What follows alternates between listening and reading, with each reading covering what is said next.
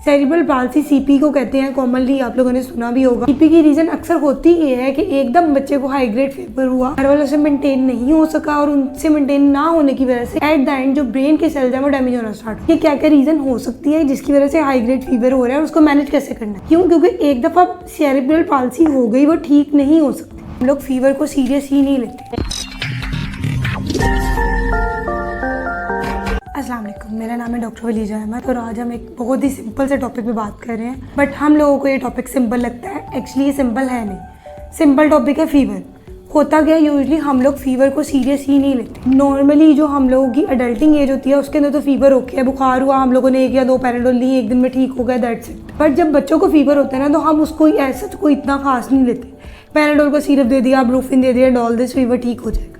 But अब ये cases बहुत ज़्यादा कॉमन हो चुके हैं। अगर आप लोगों को थोड़ा सा आइडिया हो सेरिब्रल पाल्सी का, सेरिब्रल पाल्सी सीपी को कहते हैं, कॉमनली आप लोगों ने सुना भी होगा। हम लोग फिजियोथेरेपिस्ट यूजुअली इसको डील भी करते हैं। तो मेरे पास अक्सर सीपी चाइल्ड जाते हैं और उनकी रीज़न ये नहीं होती कि बाय बर्थ ही वो सीपी हैं।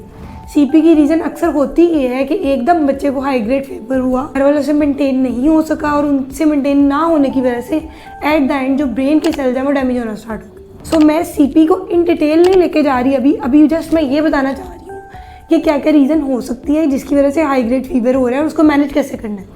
ज़रूरी तो नहीं है कि मैं आपको सीपी बताऊँ कि जी जब हाई फीवर हो गया, सीपी हो गया तो अच्छा जी चले मेरे पास। नहीं, आपने पहले ही बच्चे को सीपी से बचाना है।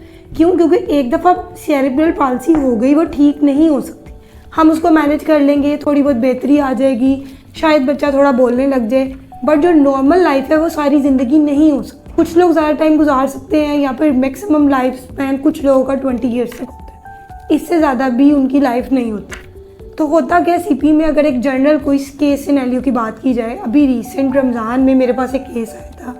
उनका एक ही बेटा था और अराउंड 3 to 4 ईयर उसकी एज थी। मैं आपको पिक्चर और बाकी डिटेल्स भी शो कर देती। सो हुआ ये कि उसको फीवर था। वो किसी जनरल डॉक्टर जो आम MBBS होते हैं गली में या कहीं पर भी उधर ले गए। वही जो शालमी की अक्सर दवाइयाँ होती हैं जी, कटी हैं, ये वाली मेडिसिन है, हमने दे दी है, बस जिससे ठीक हो जाए। उन्होंने वो मेडिसिन दे दी, 7 इंजेक्शन लगा दिए। पेरेंट्स को नहीं पता कौन सी मेडिसिन थी, पेरेंट्स को नहीं पता कौन सा इंजेक्शन, जो भी था वो लगवा के उस बच्चे को ले आए। और उनकी मैं पहले भी बता चुकी हूँ, अभी बता रही हूँ कि उनका वो एक ही बेटा था। अच्छा जी, वो ले आए, फीवर कंट्रोल में नहीं आया। उसके बाद वो हॉस्पिटल लेके गए, गवर्नमेंट हॉस्पिटल, नाम नहीं मैं बता रही, बट गवर्नमेंट हॉस्पिटल लेके गए। हुआ ये कि बच्चे को वॉमिटिंग स्टार्ट हो चुकी। उन्होंने क्या किया, अब बच्चे को उस वक्त फिट स्टार्ट नहीं हुए थे, झटके पड़ना स्टार्ट नहीं हुए थे। उन्होंने ऑनसेट का इंजेक्शन लगाया, कुछ देर पट्टियाँ की, बच्चे की कंडीशन नहीं संभली। टाइम था सुबह 4 से 5 बजे का, क्योंकि रमज़ान थे तो 5-6 बजे के टाइम या 4 बजे के टाइम पे एज सच कोई हेड डॉक्टर नहीं होता। आपको PG नहीं मिलेगा, HOs वहाँ पर अवेलेबल होते हैं यूजली गवर्नमेंट डॉक्टर्स हॉस्पिटल्स में। सो हुआ ये कि जब वो वहाँ पर लेके गए, उन्होंने ऑनसेट दी और ऑनसेट देने के बाद जब उनसे नहीं संभला तो उन्होंने कहा जी डॉक्टर ने तो 8 बजे ही आना है, आप 2-3 घंटे इधर वेट कर सकते हैं तो करें, नहीं तो आप किसी और हॉस्पिटल ले जाए। बनता ये था कि वहाँ पर HOs उनको गाइड करते कि आप कोई भी नियरेस्ट हॉस्पिटल लेके जाएं, हमसे केस टैकल नहीं हो रहा, ताकि एटलीस्ट उसके बुखार को कंट्रोल किया जाए और जो भी उसकी ब्रेन की कंडीशन हो रही है, उसको फिट्स पड़ रहे हैं, उस सबको कंट्रोल किया। उन्होंने इस तरह का कुछ भी नहीं किया और उन्होंने उन्हें कहा कि जी आप कहीं भी ले जाए। अब ऑब्वियसली कोई भी पेरेंट्स होंगे तो गवर्नमेंट हॉस्पिटल का इस तरह का रिएक्शन आएगा तो वो कहेंगे जी हम किसी अच्छे प्राइवेट हॉस्पिटल में लेके जाएं। तो वो उधर से एक प्राइवेट हॉस्पिटल ले गए, शालामार हॉस्पिटल। मैं नाम इनक्लोज कर रही हूँ क्योंकि सच उसमें शालामार हॉस्पिटल वालों की कोई भी गलती नहीं थी, तो नाम नहीं भी बताऊँ या बताऊँ तो कोई फ़र्क नहीं पड़ता। वो एट द एंड उधर ले गए। अब जिस हॉस्पिटल में वो थे वो माल रोड के पास है, गवर्नमेंट हॉस्पिटल, आप लोग शायद क्लिक कर गए। वो वहाँ से जब शालामार लेके गए, रास्ते में ट्रैफिक है, सब कुछ है, वो मेंटेन करते करते उनको आधा पौना घंटा लग गया हॉस्पिटल पहुँचते हुए शालामार। अब जब वो वहाँ पहुँचे तब तक बच्चे की ऑलमोस्ट ब्रेन डेथ हो चुकी हुई थी। अलाइव था, हार्ट बीट शो हो रही थी, बट इसके अलावा प्यूपिल जो है वो बिल्कुल मूवमेंट नहीं थी, कोई मूवमेंट शो नहीं कर रहा था और ऑलमोस्ट वो डेड था। सिर्फ और सिर्फ ब्रीथिंग थी या फिर आप सिंपली कह सकते हैं कि हार्ट रेट था, इसके अलावा कुछ भी नहीं था। शालामार लेके गए। अब ऑब्वियसली वो लोग क्या कर सकते थे, बच्चे की कोई मूवमेंट नहीं है, कुछ भी नहीं है, ना ही कोई सेंसेशन। सो उसके बाद क्या हुआ, वो दोबारा उन्होंने कहा कि जी आप किसी और हॉस्पिटल ले जाएं, कहीं और रेफर हम आपको कर देते हैं, शायद वहाँ पे जाके कुछ फ़र्क पड़े। उसके बाद वो सर्विस हॉस्पिटल ले गए। सर्विस हॉस्पिटल का भी आपको आइडिया होगा, सर्विस हॉस्पिटल में भी उसका यही रेट था, इवन कि उसका जो ग्लास फ्लो रेट था वो भी 3 था और हम लोग 3 को डेड ही कंसिडर करते हैं। अब जब वो सर्विस गए तो वो केस ऑब्वियसली जो उसके ग्रैंडफादर थे वो मेरे पेशेंट थे, तो उन्होंने मुझे कॉल की कि इस तरह की से है, क्योंकि देखिए मैं तो फिजियोथेरेपिस्ट हूँ, ये केस मेरे सीन में नहीं आता, ना तो मेरी ये डोमेन है, ना मैं डील कर सकती, बट एटलीस्ट हम गाइड कर सकते। जब मैं वहाँ गई और मुझे ये सारा केस पता चला, मैं आप लोगों को शालामार की स्लिप भी शेयर कर देती हूँ, क्योंकि उनके पास जो केस आया था वो फर्दर उसके लिए कुछ भी नहीं कर सकते थे। खैर 2-3 दिन वो वहाँ हॉस्पिटल में रहा, बिल्कुल इम्प्रूवमेंट नहीं थी, कुछ भी नहीं था। इवन कि उनकी मदर इतनी ज़्यादा पैनिक हो चुकी हुई थी कि वो कहती थी कि जब कोई नहीं होता ना तो मेरा बेटा मूवमेंट करता है, जबकि ऐसा कुछ भी नहीं था। ना तो वो मूव कर सकता था, ना तो कोई भी सेंसेशन नहीं थी, ना तो उसकी आइज़ की मूवमेंट थी, बट स्टिल उसके पेरेंट्स और उसके घर वाले ये बात मानने को तैयार ही नहीं थे कि अब कोई फ़ायदा नहीं। फिर भी हम लोगों ने 4 से 5 दिन उसको वेंट पर रखा। एट द एंड क्या हुआ, वेंट पे रखने के बाद भी कुछ भी नहीं हो सका और वेंट हटाने के बाद उसकी डेथ हो गई। तो ये एक कोई हम लोगों को लगता है आम सी बात है, फीवर हुआ है, एक आम डॉक्टर के पास लेके जाएंगे और ठीक हो जाएगा। आप किसी भी डॉक्टर के पास लेके जाएंगे, चाहे आपकी वो गली में है, चाहे वो प्राइवेट है, वो कोई भी मेडिसिन दे रहे हैं, आप एटलीस्ट उससे पूछें तो सही कि मेडिसिन कौन सी है। चलिए वो शालमी से लाएं, चाहे आपको 10 सालों से उससे फ़र्क पड़े, बट आपको पता तो हो कि जो सफ़ेद गोली आप खा रहे हैं उसके अंदर है क्या। हम लोगों को आइडिया नहीं होता।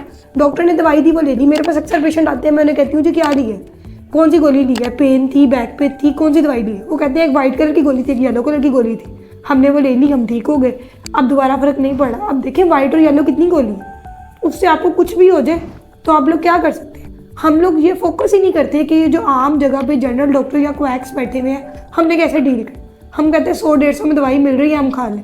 या फिर अक्सर वो एक फार्मासिस्ट होते हैं जिन्होंने B कैटेगरी की डिग्री ली होती है, वो बुरी नहीं है, आपने पढ़ा हुआ है, बहुत अच्छी बात, मगर इसका मतलब ये नहीं है क्योंकि पेशेंट आपके पास आ रहा है आप खुद ही उसको दवाई की एक पर्ची बना के दे दो और वो काटते इस तरीके से कि आपको दवाई का नाम नहीं पता चलता। अक्सर मेरे साथ भी ऐसा हुआ है, मुझे कोई मेडिसिन लेनी हो या फिर अगर मैं इन केस कहीं दूर हूँ या मैं पेरेंट्स में से किसी को फादर को भेजूँगी जी मुझे मेडिसिन ला दें, तो वो कहेंगे जी मैं आपको खुद ही नुस्खा बना के ला देता। वो फार्मेसी वाले ने दवाई को इस तरीके से काट के देना है कि आपको नहीं पता चलेगा कि उसमें है क्या। आप वो ले लेंगे, उसके बाद एट द एंड आपको कोई हार्ट का इशू हो, आपको स्टमक का इशू हो, उसकी जिम्मेदारी नहीं है, ना ही वो गारंटी लेगा, ना ही आप उसको जाके बैन करवा सकते हैं, क्योंकि ये आपकी गलती है कि आप इस तरह के लोगों के पास जा रहे हैं। सिंपल बात यह है कि अगर आपकी फैमिली में किसी को भी फीवर है तो एटलीस्ट उसको सीरियसली, कोई डॉक्टर नहीं है तो किसी फिजियोथेरेपिस्ट, कोई लोकल क्लिनिक है उधर कंसल्ट करें, एटलीस्ट उनको बताएं कि जी फीवर इतना है, अगर आपको इंजेक्शन लगाना भी चाह रहे हैं तो मुझे बताएं कि कौन सा इंजेक्शन लगा रहे हैं।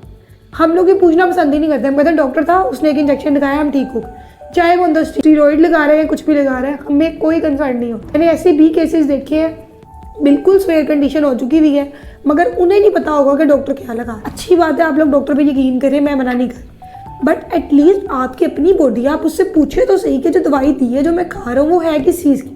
हम लोगों को कोई आइडिया नहीं होता।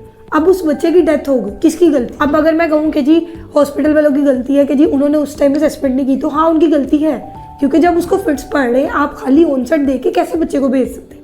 अगर आपके पास उस वक्त कोई पीजी मौजूद नहीं है तो एटलीस्ट आपकी ये रिस्पॉन्सिबिलिटी ज़रूर थी कि आप उनको ये गाइड करते कि आप किसी नियरेस्ट हॉस्पिटल ले जाए, पास सर्विस हॉस्पिटल है आप वहाँ ले जाए, कोई भी नियरेस्ट हॉस्पिटल है वहाँ ले जाए। उन्होंने कहा कि जी यहाँ पे नहीं है, बेहतर यही है कि आप यहाँ से ले जाए, साइन करवाए और भेज दिया। और इवन के अगर मैं आपको स्लिप भी शो करवाऊँ तो वहाँ पर जो प्रीसाइडिंग है जो मौजूद थी उसने वहाँ पे स्टैंप ही नहीं लगाई, ताकि इन केस बच्चे के साथ कुछ भी हो तो उस पर नाम ना आए।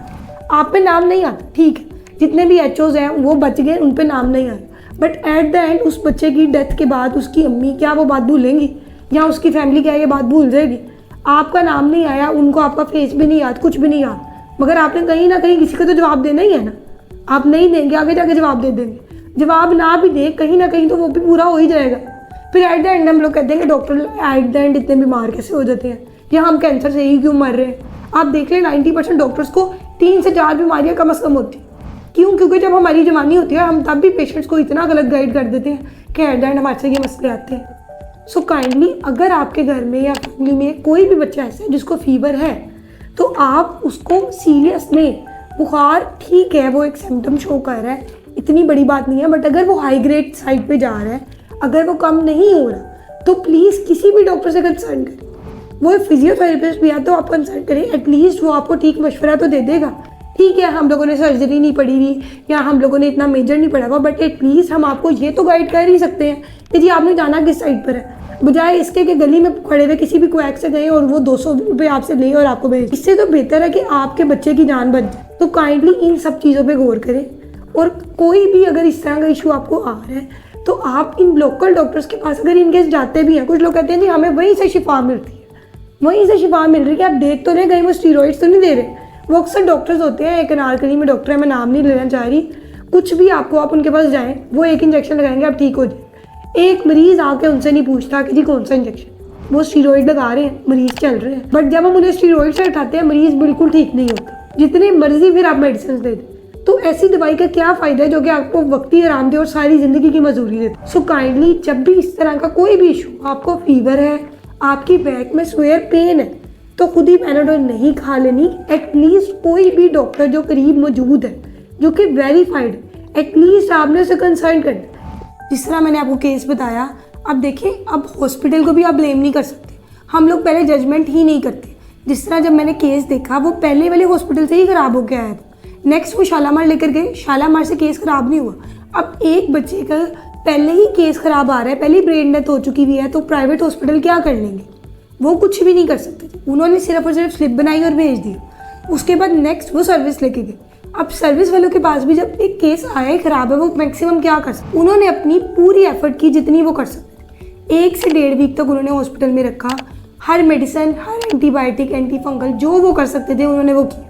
बट स्टिल जब पहले ही उसको फिट्स में फर्स्ट हॉस्पिटल ने ही कवर नहीं किया, तो बाकी शालामार या सर्विस कोई भी कुछ नहीं कर सकता। मेन चीज़ ये है कि डॉक्टर्स भी को भी चाहिए कि वो पहले ही पेशेंट को गाइड करें कि जी नेक्स्ट स्टेप क्या होना चाहिए, क्योंकि पाकिस्तान में तो अक्सर लोगों को पता ही नहीं होता कि जी करना क्या है। और ऊपर से अगर बच्चा भी मारा तो हम लोग तो पहले इतना नर्वस हो जाते हैं कि हम लोग कहते हैं ओके कुछ भी हो जाए, जितने मर्जी पैसे लगे, बस ठीक होना चाहिए। वही उसकी फैमिली ने किया कि वो शालामार ले, उन्होंने पैसों की परवाह नहीं की, और ना ही उस वक्त हॉस्पिटल वालों ने कहा कि पहले पैसे लें। उन्होंने केस लिया, जब उन्हें पता था कि केस का कुछ नहीं हो सकता, तो उन्होंने सिंपली कहा कि जी हैंडल नहीं होगा, आप कहीं और ले जाए। तो हमेशा ज़रूरी नहीं होता कि कोई प्राइवेट हॉस्पिटल ही गलत होगा। सो काइंडली अपने केस को, अगर आपके कोई रिलेटिव है तो आपने खुद आंखें खोल के काम करने। हम जगह जगह जाके हर हॉस्पिटल को ब्लेम नहीं कर सकते। गवर्नमेंट हॉस्पिटल अक्सर लोगों को लगता है कि जी इंजेक्शन लगा के बंदे मार देते हैं, ऐसा नहीं होता। ये आप लोगों की गलत बातें हैं जो कि हम लोग सोच के बैठे होते हैं। मैंने अक्सर लोग देखे हैं डेथ बेड पर हैं, उसको हॉस्पिटल नहीं लेके जाएंगे, सिर्फ रीज़न क्या होगी कि जी हॉस्पिटल वाले मार देंगे। आप मुझे बताएं, हम डॉक्टर्स को इंजेक्शन लगा के मार के क्या मिलेगा? या तो हमने क्या करना डेड बॉडी? आप लोग पाकिस्तानी वैसे ही इतना ख़राब कुछ खा रहे थे, आप लोग के तो ऑर्गन भी ठीक से नहीं बिके, तो हम क्या करेंगे आप लोगों की डेड बॉडीज़ लेके? और इसके अलावा अगर कोई भी इशू हो, कुछ भी हो, तो आप कंसर्न कर सकते हैं। मेरा नंबर भी आपको नीचे शो हो रहा है, आप मेरे से भी कंसर्न कर सकते हैं। अगर आपके पास नियरेस्ट कोई डॉक्टर है तो आप उनको भी अप्रोच कर सकते हैं। Thank you.